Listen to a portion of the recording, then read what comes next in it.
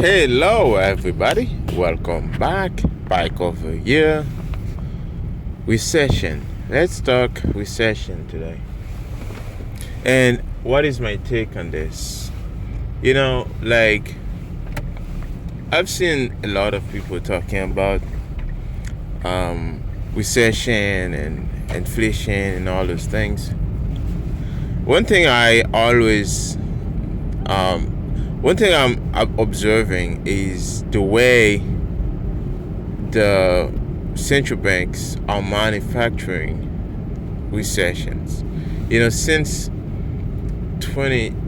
the day basically those institutions was created, most recession was just manufactured, right? So basically, they just expand the money supply. They just print, or maybe they just give too many loans irresponsibly. Sorry guys. Basically, 90% of the money expansion is happening in the banks. Your country has like so many banks all over the places, right? Each and every one of those banks in every city are printing money every time somebody need a loan, or every time somebody spend from their loan.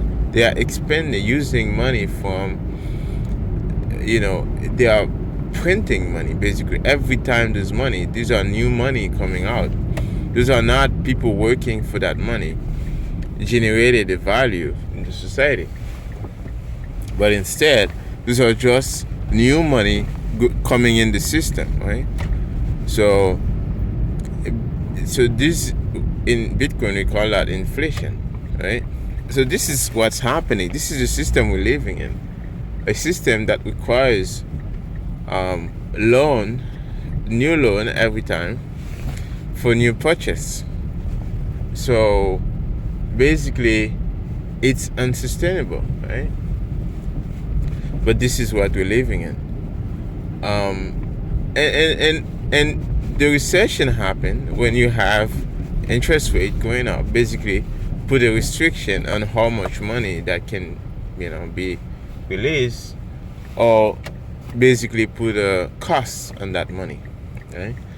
As you know, in a free market, that should be up to the market, not up to the central banks. That should be up to the people loaning and giving money for loan, or people lending money, right? If I want to pay a certain rate, that's what I can afford, and everybody else, that's what they agree on.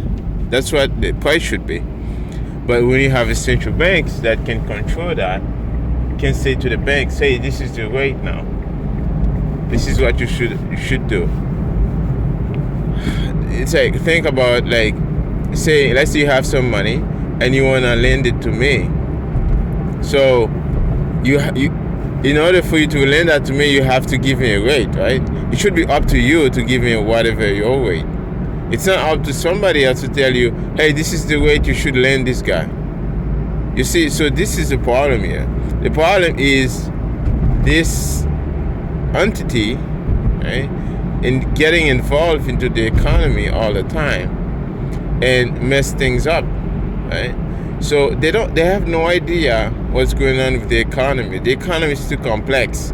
Think about every day you wake up and everybody else in the universe or in the world making different decisions, and everything is interconnected. US is not isolated from places in Africa. They're not isolated from China, but they try to make decisions that will affect the lives of people on all of those places, assuming they understand what's going on everywhere. You can't. There's no way you can analyze that, right? Every day, every second, every millisecond, there's different decision making, right? Everybody has something else they are thinking about. So it's too complex to feel like, oh, I'm gonna put this interest rate at this level and everything will be fine. It's not gonna be fine. So this is why I think it's all a simulation. That's why when people are saying, "Oh, recession or inflation," these are all simulation. They are just man-made, right? So they are not natural, right? A recession that would be natural would be okay. People make mistake.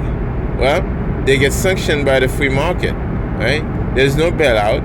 If you fail, you fail. There's nobody to save you. Somebody can come out and buy the company, right? With somebody who was more careful about what they are doing, they would come out and buy the company, right? And then grow the company, right? So, but in the economy we live in, these things cannot happen, right? They always try to prevent the pain. So if you always try to prevent the pain, then how will you be able to sustain yourself, in the worst case scenario? So it's all a mess. So, and this is why I don't believe in all this recession nonsense that are going on out there. It's like they printed a bunch of money and they said there will be no inflation, and they realized, well, there should be inflation, because the inflation is not in the prices. Inflation is the fact that you can print money. As soon as you print money, it's inflation. There's no question. So whatever you're saying, it's not relevant, right? It's just inflation. You create inflation, you're printing money. That's what I have to know, right? I just have to check the money supply. So, and everything else, just about manipulation. They accumulate a bunch of gold, right? So the price of gold cannot go up, right? So, anyways, that's what with Bitcoin, right? Bitcoin is still small. They don't have a lot much of it. So, and the plebs out there are getting Bitcoins, right? They are accumulating Satoshis, right?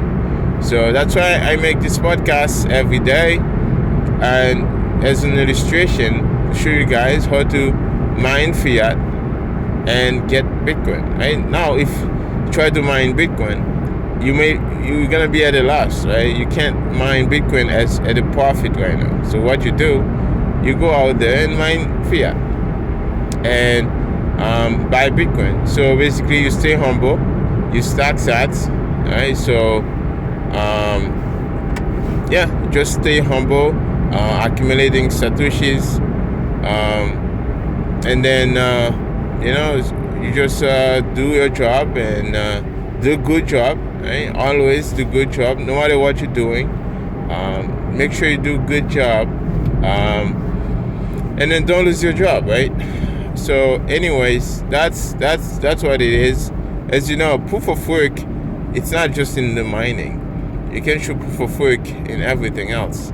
If you getting fiat money to buy Bitcoin, well, you're gonna show proof of work, right? You're gonna make sure that you was honest on what you're doing, and then make sure that you providing value to society. And when you do that, then this is basically the proof of how many hours, how long, right? How many time did you spend on doing so? Right? So this is how you provide, create wealth in your life for yourself and your family, right? So and the more you do that, and the more Satoshis you can accumulate, right? And this is why Bitcoin is so fascinating, because it's a different ball game. Now you can no longer, just because you know somebody and then you're able to get free money,